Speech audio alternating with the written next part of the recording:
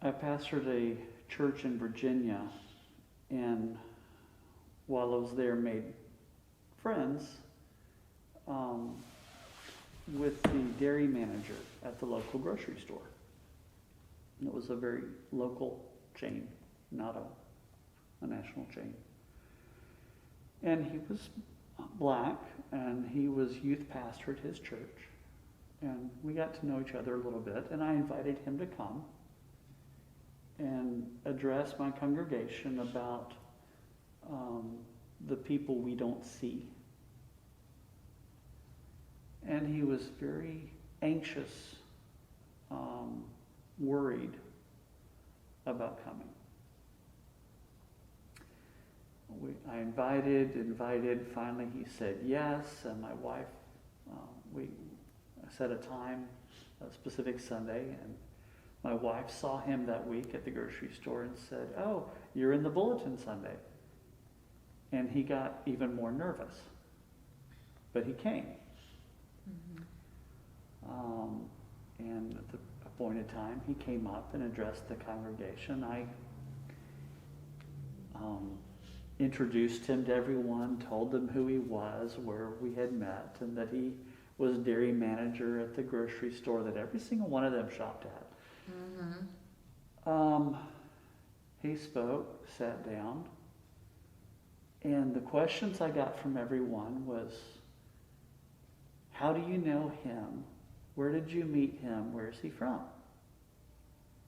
And I repeated everything that I had said in the intro. Yeah. Then the next Sunday, everybody was saying, I saw Scotty this week. I saw Scotty this week. I saw Scotty this week. I'm like, you've seen him every week. Have you had that experience where people simply don't see you? I think that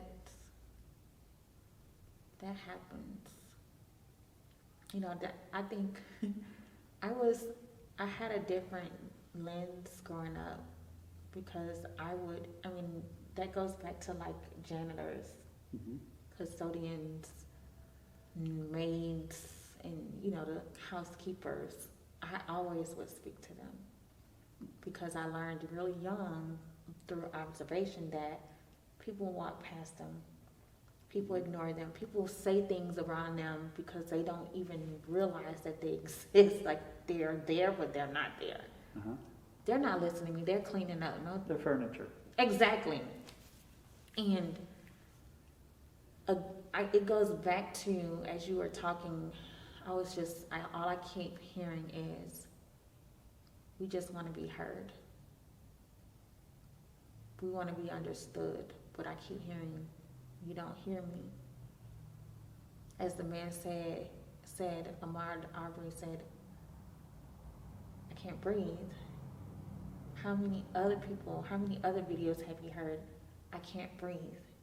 But they continue to apply the pressure. That's not just in a knee.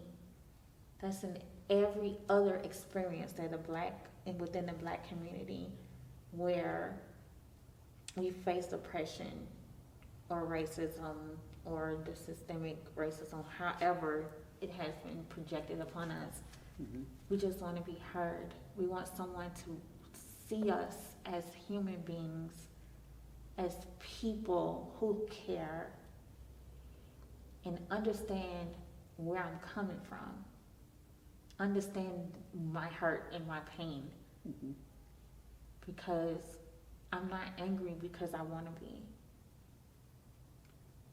I'm not lashing out because I want to be. Sometimes I think, like you'll see stories of, well, why didn't he just do what the officer said? Because it's not that one experience.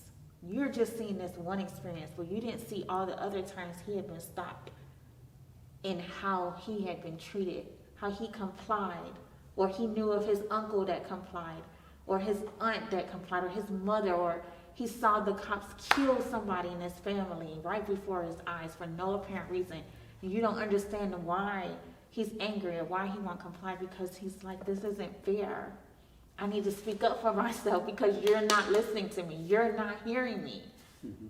And so I think that that passion is coming from a deeper place that people don't see. They just see the surface.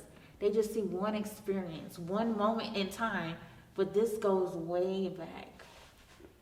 And if I am anxious, worried, upset, hurt, I can't hear you. Mm-hmm.